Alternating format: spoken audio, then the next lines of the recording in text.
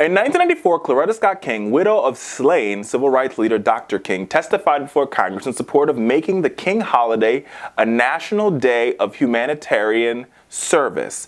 In her testimony, she cited the following Dr. King quote, "Everybody can be great because everybody can serve."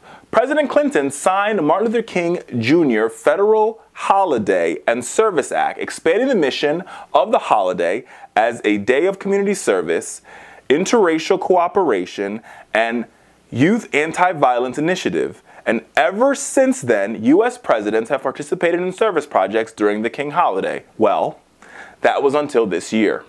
Instead of volunteering, like every other past president, Donald Trump took the day off and spent it golfing. Meanwhile, Vice President Pence was a no-show at the MLK ceremony in Washington, D.C.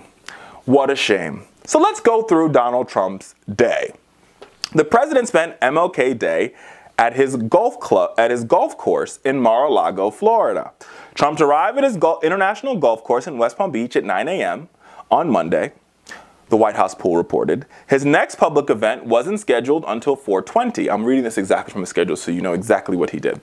When he and the First Lady, Melania, would depart Palm Beach International Airport for Washington.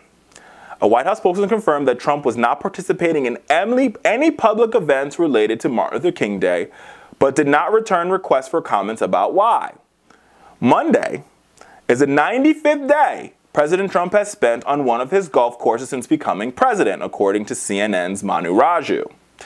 Trump has been deeply critical of how much time President Barack Obama spent on the golf course, even though he spent more. Trump seems wide open to offer criticism against George W. Bush and Barack Obama, who both spent their Martin Luther King Day volunteering and visiting memorials in the civil rights leaders' honor during the day. But he didn't do anything like that.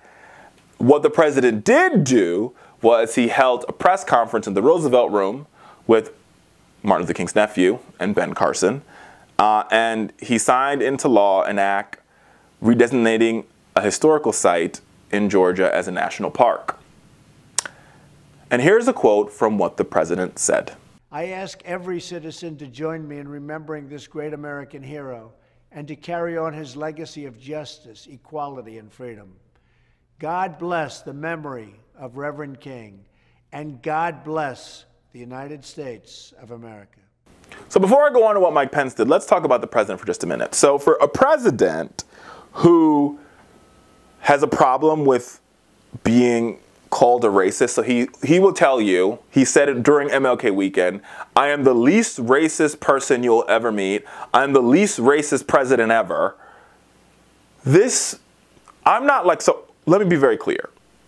I'm not calling the president a racist for not participating in Martin Luther King Day of service. But I'm saying this stokes the flames when people call him racist. Every president, since this has become law, has done something on this day to commemorate the legacy of Dr. Martin Luther King.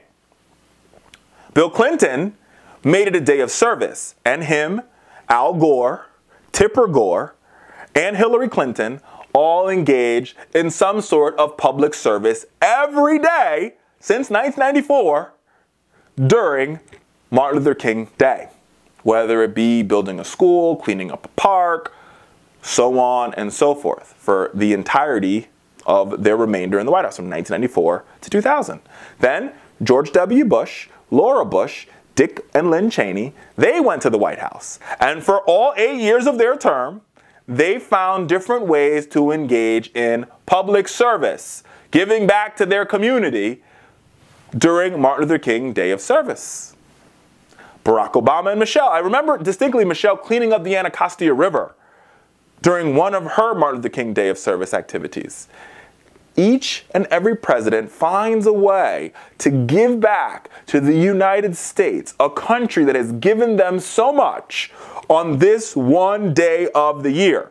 Now, if there's anybody who's gotten a lot from the United States of America, it would have to be the Trump family. Remember, Their grandparents came here through Ellis Island, and they've managed to become billionaires off the backs of America and Americans, and yet they don't want to engage in any community service and would rather spend more time at his ranch, or excuse me, his golf course in Mar-a-Lago.